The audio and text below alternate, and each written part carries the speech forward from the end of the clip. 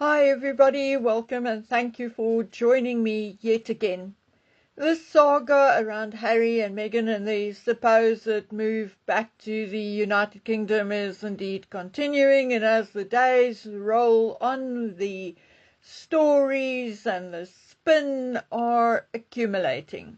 Each news outlet, each channel, every royal reporter, of which there now seem to be millions, every expert, of which there now appears to be thousands, even psychiatrists and psychologists and body language experts and linguists. Oh my God, everybody. Geez, I even heard a political analyst talk about Harry and Meghan and their move back home.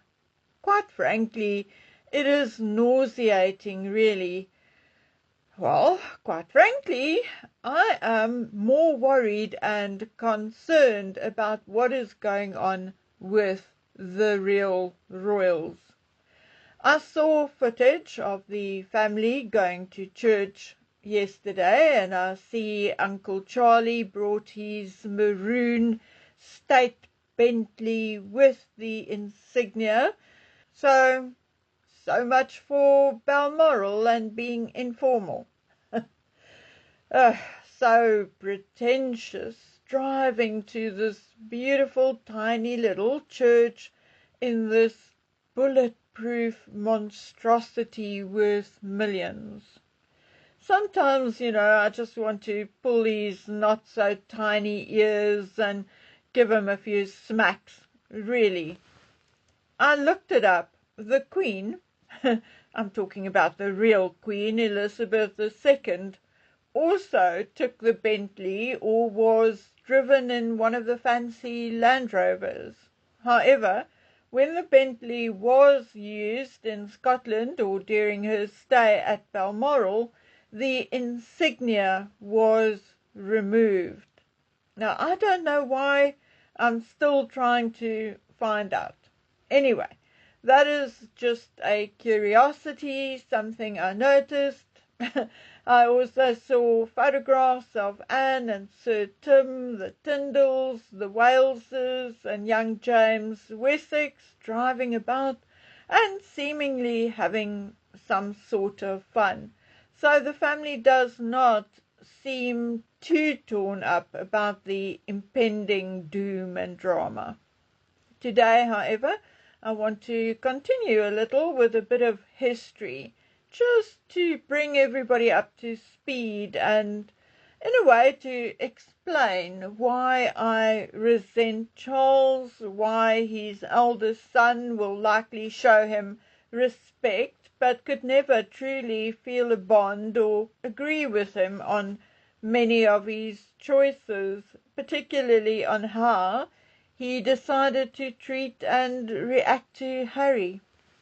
Firstly, I get really mad when I hear some of these so-called royal experts say that William should reconcile with his brother. Now I know why my father always said an expert is purely a drip under pressure.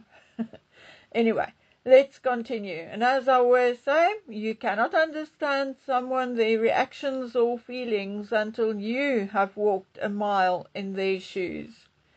So 8% of my viewers are indeed men, and today I want to ask the men in particular, how would you react if you were walking in William's shoes?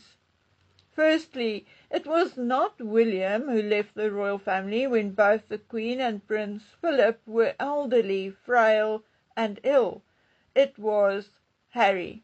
Remember also that Harry's jealousy or envy of William, his resentment of William, existed long before he even met Meghan. He certainly made that pretty clear in his book, Spare. Remember Meghan and Harry's 17 lies in the Oprah interview? I'm talking about the 17 main provable lies, not the rest of the bullshittery, okay? Remember when William was going about his royal duties, and a journalist called out and asked whether the royal family was a racist family. Remember when Meghan and her clone, Omid Scobie, lied about Charles and Catherine being the ones who had the conversation about Archie's skin colour? Remember the abuse Catherine suffered as a result of that?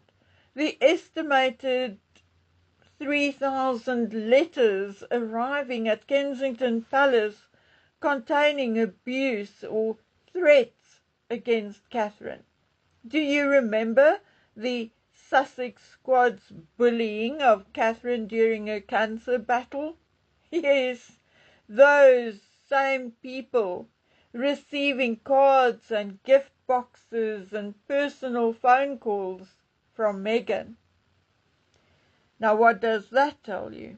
Anyway, with such deep-seated jealousy and resentment, do you think Harry and Meghan are going to stop their attacks on William, Catherine and their children?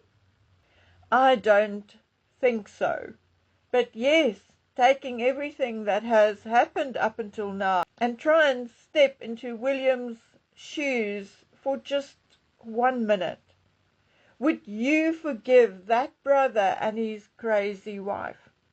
Would you ever trust them again, particularly near your wife and children? What further angers me is the mainstream media narrative, which is obviously led by Buckingham Palace's media office, by Torben Andre and by Charles via his mate and confidant Torben Andre. Mainstream media wants us to believe that Charles is on his last legs. Now, please, don't believe me because I'm not 100% sure. But I heard the word remission. I also heard that, yes, Charles is 100% being closely, very closely monitored and treated for all kinds of things like high blood pressure and such, but that he is not receiving cancer treatment anymore and hasn't for a while already. Now, I absolutely cannot vouch for this information, but I did hear it from more than one person. The other mainstream narrative is that Charles wants to see his family united before his departure from this earthly plane. What a softy and what a family man Charles is. Sorry guys, you know and I know that is not true. Charles had never been a family man. Charles wasn't above telling the world what a bad mother Queen Elizabeth II was, and how harsh his father was, and that they did not understand him like his grandmother did, and how Lord Mountbatten was the grandfather he never had. What? Does that sound familiar? Also, remember, he was, 12 years older than Diana? So when she was a young mother with 2 babies, barely in her 20s, he was already a fully fledged adult, a man about town in his late 30s. Where was the support for his very young and obviously struggling young wife? Nowhere. He chose to always use work and duty as an excuse, and he chose to have multiple, yes, multiple extramarital affairs. Someone once said to me that after Harry was born, Charles slept with everyone but Diana, and of course he admitted to his sexual affair with Camilla. After Diana's death, he did not repent either, spending more time with his lover than with his sons. Now, don't look at one or two trips he took Harry or William and Harry on. Those were the exception to the rule. If William could not keep Harry company, it was left up to Tiggy-Leg Burke and Mark Dyer to entertain Harry. Charles never, in his entire life, prioritized family or marriage, for that matter. To try and portray Charles now as a family man is not only hypocritical, it is actually a downright lie.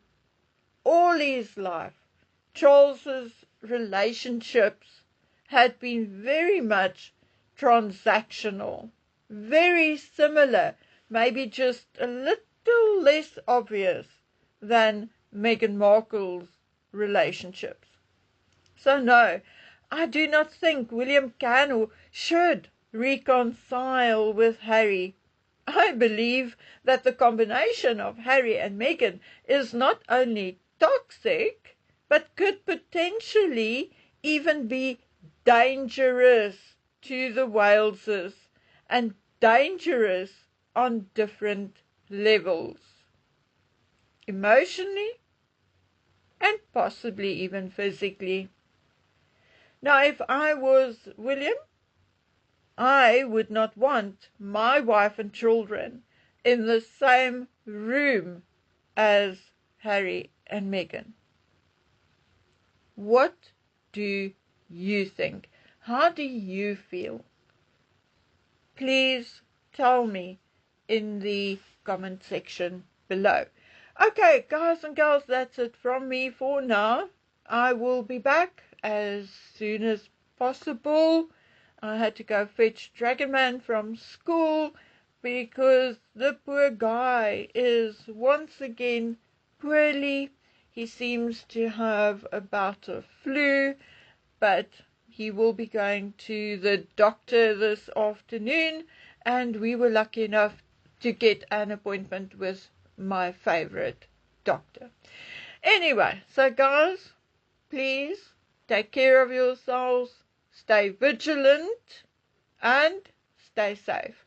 And why? Because I love you. Bye.